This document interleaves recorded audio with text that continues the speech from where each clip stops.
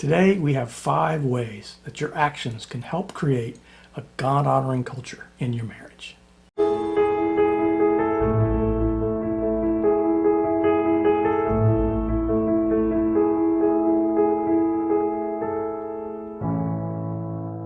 We've been talking about how important the culture of your marriage is and how greatly it impacts the future course of your relationship. Last week, we talked specifically about using your words to shift the culture. And today we're going to talk about the actions that do the same thing. Let's begin with a scripture though from Ephesians 5, starting at verse 2.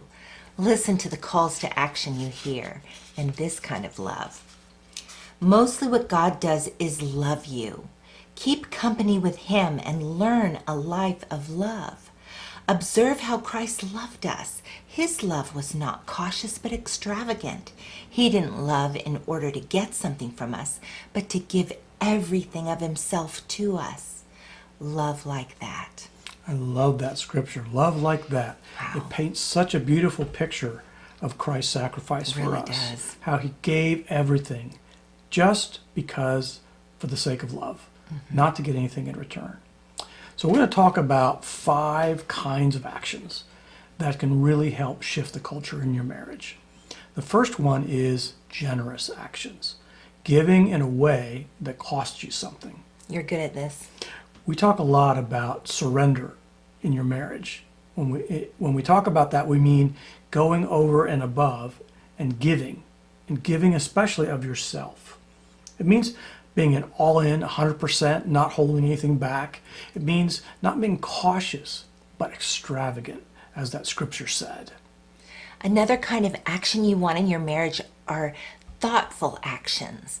Learn what says I love you to your spouse. It's going to be different than what says I love you to Absolutely you. will be, yeah. Yeah, and this is a lifelong process because we grow and we change.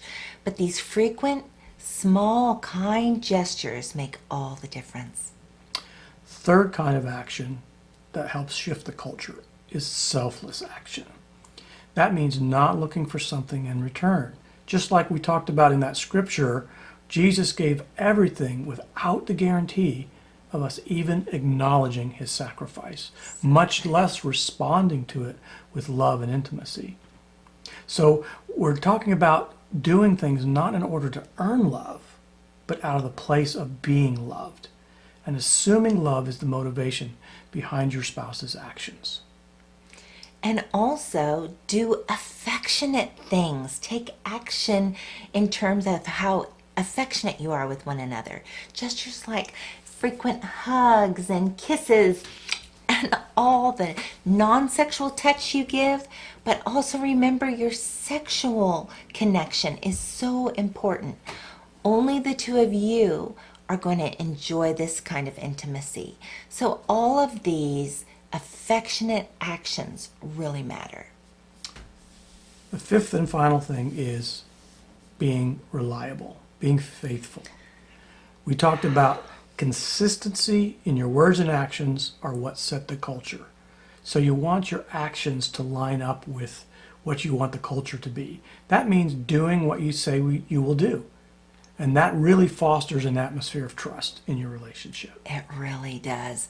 Man, we are not perfect with these things. Not at all, not nearly perfect.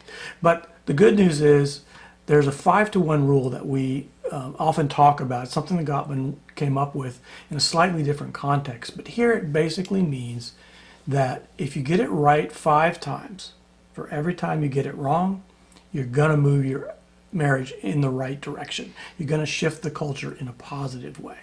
So this week, your call to action is to think and do those things that create the culture of marriage that you want. Remember these tips and take action.